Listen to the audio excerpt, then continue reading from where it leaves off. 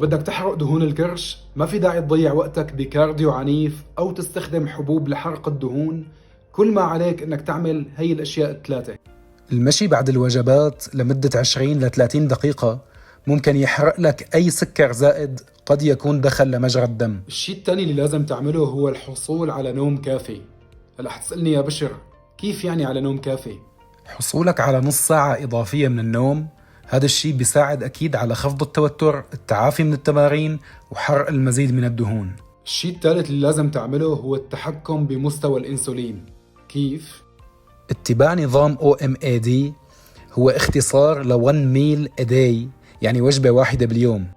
الفكرة ببساطة إنك بتصوم حوالي 23 ساعة وبتاكل كل السعرات المحتاجة خلال ساعة واحدة بس. يعني طول اليوم ما بتاكل أي شيء فيه سعرات، فقط مسموح مي أو قهوة أو شاي بدون سكر. تختار ساعة واحدة باليوم، مثلا الساعة 6 مساء، وبتاكل فيها وجبة كبيرة بتحتوي على بروتين، دهون صحية، خضار، وبعض الكربوهيدرات. الفكرة أنه جسمك يقضي أغلب الوقت بحالة صيام، بقل الإنسولين وبيبدأ حرق الدهون كمصدر طاقة. وبس هيك. أنا الدكتور بشر الكيلاني. لو عجبك أتمنى تنشر المقطع.